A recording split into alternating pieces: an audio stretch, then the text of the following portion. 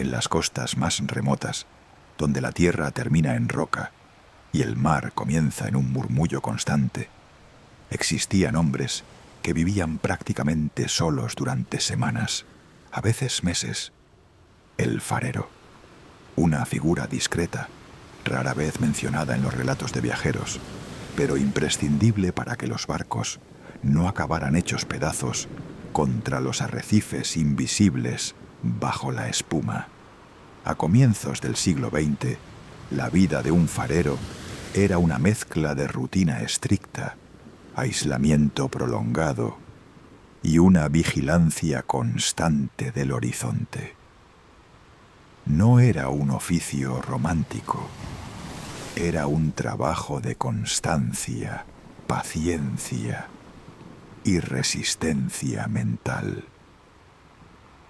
Los faros solían levantarse en lugares poco hospitalarios, cabos rocosos, islotes azotados por el oleaje, acantilados donde el viento nunca parecía descansar. Durante días enteros el paisaje no cambiaba. El mar golpeaba siempre igual. La niebla entraba desde el océano al amanecer y se retiraba al caer la tarde, como una respiración lenta del mundo. En ciertas estaciones, la niebla era tan espesa que la luz del faro apenas lograba atravesarla unos metros. Era entonces cuando el farero encendía la linterna con mayor cuidado, limpiando los cristales una y otra vez, como si de ello dependiera algo más que la seguridad de los barcos. El día comenzaba temprano. Incluso cuando nadie podía verlo, el farero mantenía horarios estrictos.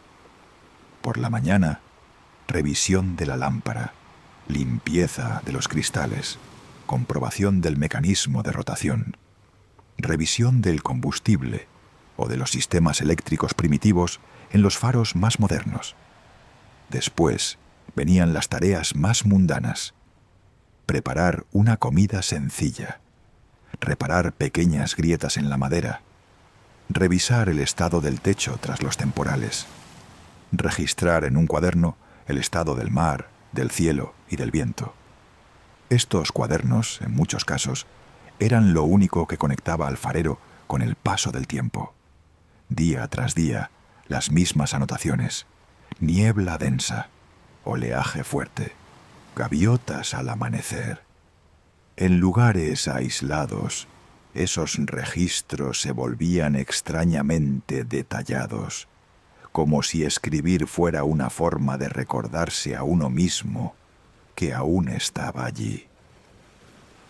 El aislamiento era la parte más dura del oficio. Algunos fareros pasaban semanas sin ver a otra persona. En los faros más remotos, los suministros llegaban solo una vez al mes, si el clima lo permitía. No había distracciones modernas, no había música grabada, solo el sonido del mar, del viento colándose por las rendijas y del mecanismo de la linterna girando con su ritmo constante. Muchos fareros leían, otros escribían cartas que tardaban semanas en enviarse. Algunos hablaban en voz alta, como si alguien pudiera escucharlos, simplemente para romper el silencio. Con el tiempo, la mente empezaba a jugar malas pasadas. En la niebla, cualquier forma podía parecer una silueta. En la noche, el reflejo de la luz en el agua podía confundirse con movimiento. No todos soportaban bien esa clase de soledad. La noche era el verdadero turno de trabajo. Cuando el sol desaparecía, el farero subía a la linterna, ajustaba la intensidad de la luz y vigilaba el horizonte. En noches despejadas, la luz viajaba kilómetros sobre el mar oscuro. En noches de tormenta, el faro parecía un pequeño punto frágil, luchando contra un océano inmenso. Desde lo alto, el farero observaba las olas romperse contra las rocas. A veces, entre la espuma y la bruma, surgían formas que no se podían definir del todo. Sombras alargadas, movimientos que no parecían seguir el ritmo del mar, ondulaciones que desaparecían al enfocar la vista. No eran visiones claras, más bien impresiones, como si el propio cansancio alterara la percepción. La mayoría de los fareros aprendían a no dar demasiada importancia a esas sensaciones. El mar, decían, engaña a la vista. Dormir en un faro no era sencillo. El viento hacía crujir la estructura. Las olas golpeaban las rocas como si alguien llamara desde abajo. La linterna proyectaba destellos intermitentes por las paredes. El sueño solía ser ligero, interrumpido. Muchos fareros hablaban de sueños extraños, sueños de profundidades imposibles, de ciudades sumergidas bajo el mar, de cánticos lejanos que parecían provenir de la propia marea. A la mañana siguiente, esos sueños se desvanecían como la niebla al amanecer, pero la sensación persistía, una vaga inquietud, difícil de explicar. Con el paso del tiempo, el farero desarrollaba una relación peculiar con el mar, no de familiaridad, sino de respeto distante. Sabía leer sus cambios, el color del agua antes de una tormenta, el silencio antinatural que precedía a ciertos temporales, la forma en que las aves desaparecían horas antes de que el cielo se cerrara. Había noches en las que el mar parecía tranquilo en exceso, demasiado quieto.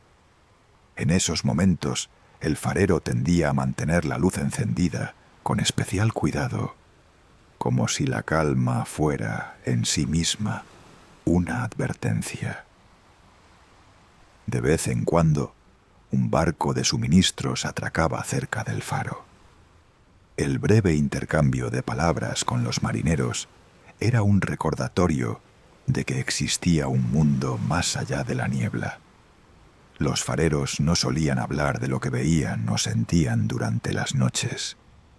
Se limitaban a temas prácticos: el clima, el estado de la linterna, los daños tras el último temporal. Era más sencillo mantener el silencio. Algunas cosas, pensaban, no se explican bien en voz alta. Así transcurría la vida de un farero en las costas remotas de comienzos del siglo XX. Una vida de rutina, aislamiento y vigilancia constante. No era una existencia marcada por grandes acontecimientos, sino por la repetición de los mismos gestos día tras día. Limpiar la linterna, encender la luz, observar el mar, dormir poco, anotar el estado del cielo. Y, entre esas tareas simples, convivir con la sensación de que el océano era más antiguo, más profundo y más consciente de lo que parecía a simple vista. El farero no estaba allí para comprender el mar, solo para iluminar un pequeño fragmento de su superficie, noche tras noche, mientras en la oscuridad más allá del alcance de la luz, algo seguía moviéndose con una paciencia infinita.